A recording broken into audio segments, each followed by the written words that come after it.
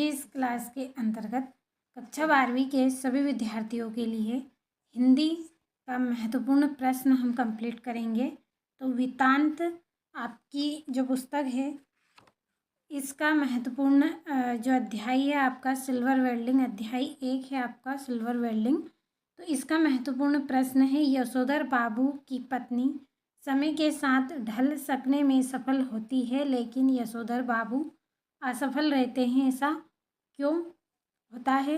तो प्रश्न को आपको ध्यान से अच्छे से 2 बार पढ़ लेना है ताकि हमें समझ में आ सके कि हमारा प्रश्न किस तरह का है।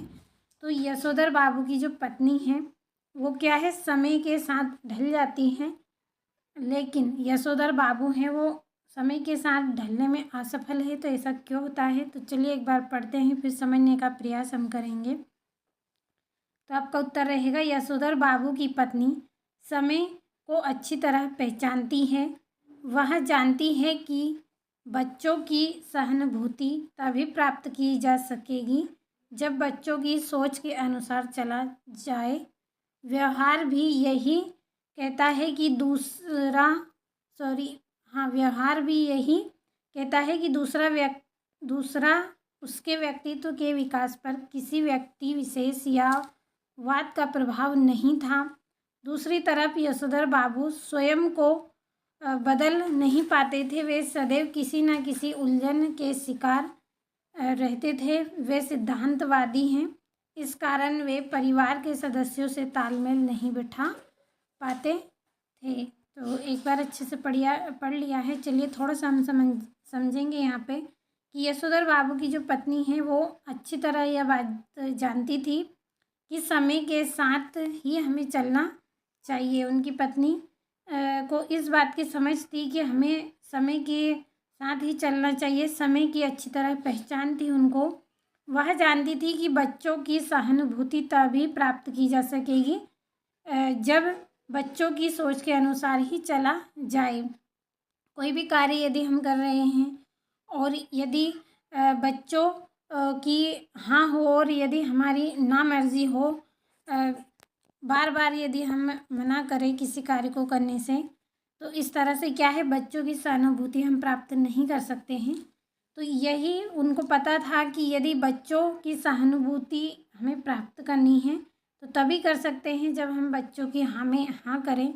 इसीलिए वो क्या करती थी, बच्चों की सोच के अनुसार ही चला करती थी। क्या करती थी वे? बच्चों के अनुसार ही, उनके विचार के अनुसार ही वे चलती थी।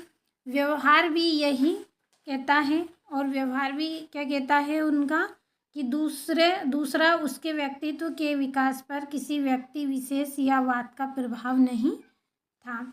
दूसरी तरफ यशोधर बाबू स्वयं को नहीं बदल पाते थे। वे स्वयं को क्यों नहीं बदल पाते थे? क्योंकि वो यह नहीं कर सकते थे। वे जो उनकी पुरानी जो परंपराएं थी उन्हीं के अनुसार ही वे चलते। यदि वे उनको बदलने का प्रयास करते तो किसी ना किसी उलझन में वे पड़ जाते थे। वे क्या थे? सिद्धांतवादी थे। इसी कारण उनका जो परिवार है, परिवार के सदस्यों से उनका तालमेल नहीं बैठता था। तो समझ में आया होगा आपको इस प्रश्न का आंसर अच्छे से कि समय के साथ उनकी पत्नी चलती थी, बच्चों की सहानुभूति प्राप्त उनको करनी थी तो वो बच्चों की सोच के अनुसार ही चला करती थी।